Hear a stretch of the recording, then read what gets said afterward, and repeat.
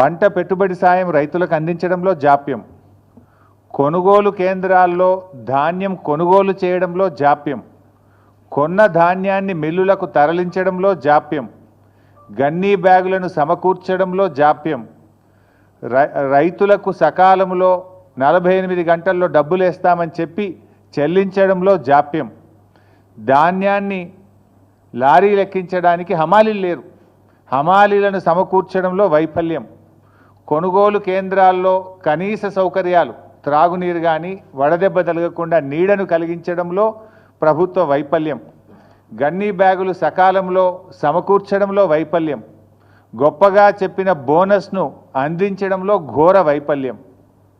అంటే మొత్తంగా కూడా అంతా బోగస్.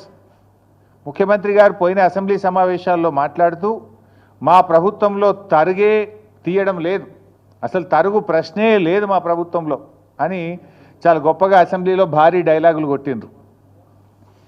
ములుగు జిల్లా గోవిందరావుపేట మండలంలో ఒక జట్టి రాజు అనే ఒక రైతు 10 కిలోల తరుగు తీస్తున్నారని ఆత్మహత్యా యత్నం చేసుకున్నాడు.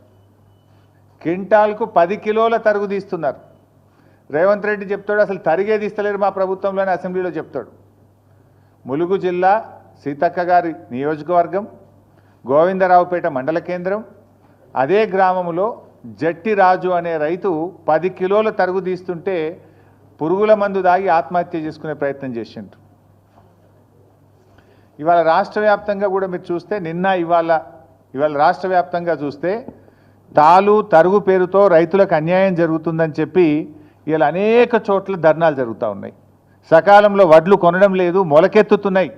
మొన్న నా నియోజకవర్గం ఇరుకోడు గ్రామంలో నేను వెళ్తే వడ్లు వర్షం పడి ప్రభుత్వం కొనకపోవడం వల్ల మొత్తం మొలకలెత్తినాయి. మొలకలెత్తి రైతులు అసలు 600-700 క్వింటాలకు ప్రైవేట్ వాళ్ళకు అమ్ముకుంటున్న పరిస్థితి. అంత దారుణమైన పరిస్థితి క్షేత్రస్థాయిలో ఉంది. ఇవాళ కొనుగోలు కేంద్రంలో కొన్న వడ్లు కూడా సకాలంలో తరలించక సంచులు తడిచిపోతున్నాయి. 3-4 రోజులు కొనుగోలు కేంద్రంలో అసలు వారం 10 రోజులు అవుతుంది, కొన్నాక కూడా 3-4 రోజుల దాకా మిల్లులు దించుకోవడం లేదు. అంటే ఒక్కొక్క రైతు 10 రోజులు ఉంటుండు కళ్ళంలో. వడ్లు తెచ్చినప్పటి నుంచి మిల్లులో దించే వరకు 10 రోజులు పడిగాపులు గాయాల్సి వస్తూ ఉంది. మరి బాయికాడ బర్రేం కావాలి, దుడ్డేం కావాలి, మళ్ళీ వానకాలం వర్షాలు పడుతున్నాయి, వర్షాకాలానికి రైతు సమాయత్తం కావాలన్నా వద్దా? 10 రోజులు పండించిన ధాన్యాన్ని అమ్ముకోవడానికి కళ్ళాల్లో రైతులు వేచి చూడాల్సిన పరిస్థితి ఏర్పడితే ఏంటి?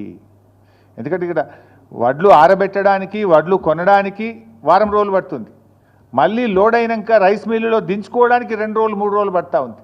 రైస్ మిల్లులో దిగి రైతు సంతకం పెట్టేదాకా అక్కడ ఉండాల్సి వస్తుంది. 10 రోజులు రైతు తాము పండించిన పంట అమ్ముకోవడానికి ఈ ప్రభుత్వంలో ఇబ్బందులు పడాల్సినటువంటి పరిస్థితి ఏర్పడుతూ ఉంది.